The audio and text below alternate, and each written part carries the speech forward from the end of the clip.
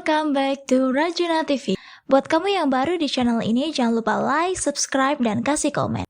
Terus dukung pertumbuhan channel kami melalui Saweria ya. Terima kasih, selamat menonton. Hai kawan Rajuna TV, apa kabar? Semoga kamu dalam keadaan sehat dan bahagia ya. Hari ini kami akan menyajikan kisah pemberian dana yang tiada taranya. Suatu ketika, raja memberi dana berbagai makanan dengan jumlah yang banyak kepada Buddha dan para biku. Ada banyak orang yang menyiapkan dana makan dalam jumlah yang lebih banyak daripada raja, sehingga raja dan banyak orang bersaing untuk memberi dana. Kemudian, Ratu Malika memiliki sebuah rencana. Demi melaksanakan rencana ini, Ratu meminta raja untuk membangun sebuah paviliun yang besar. Dalam paviliun itu terdapat 500 buah payung putih untuk memayungi 500 biku. Di tengah paviliun dibuat 10 perahu yang telah diisi dengan wewangian dan dupa. Di sana juga terdapat 250 orang putri yang akan mengipasi ke 500 orang biku. Sedangkan orang-orang saingan raja tidak memiliki putri-putri, payung-payung putih, ataupun gajah-gajah, sehingga mereka tidak dapat bersaing dengan raja. Hingga semua persiapan selesai dilaksanakan, dana makanan diberikan. Setelah dana makan selesai, raja mempersembahkan seluruh benda yang berada di paviliun, yang seharga 14 crores atau setara dengan 140 juta rupiah. Pada hari persembahan dana, 2 menteri raja juga hadir. Seorang menteri bernama Junha sangat senang dan memuji kemurahan hati raja atas pemberian dana kepada Buddha dan para biku. Junha juga mengatakan bahwa pemberian sebesar itu hanya dapat dilakukan oleh seorang raja. Ia sangat senang atas kemurahan hati raja yang tiada taranya. Sedangkan menteri yang bernama Kala berpikir bahwa raja hanya menghamburkan uang 14 crores dalam sehari.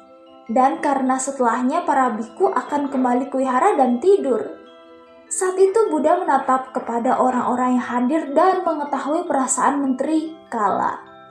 Kemudian Buddha berpikir bahwa menyampaikan khotbah panjang tentang pengertian, Kala akan bertambah kecewa dan akibatnya akan lebih menderita dalam kehidupannya yang akan datang.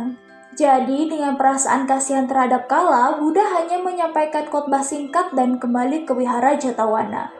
Sedangkan raja mengharapkan khotbah panjang tentang pengertian dan ia menjadi sedih karena Buddha hanya memberikan khotbah singkat. Raja berpikir bahwa ia telah gagal melakukan sesuatu yang seharusnya dilakukan dan akhirnya ia pergi ke wihara. Sesampainya di wihara, Buddha berkata, "Raja yang agung, Anda seharusnya bergembira karena berhasil mempersembahkan dana yang tiada taranya atau asadisadana. Sebuah kesempatan yang jarang sekali dan hanya datang sekali selama kemunculan setiap Buddha."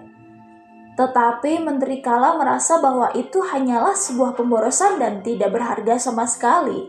Jadi, jika saya memberikan khotbah panjang, ia akan menjadi kecewa dan tidak senang.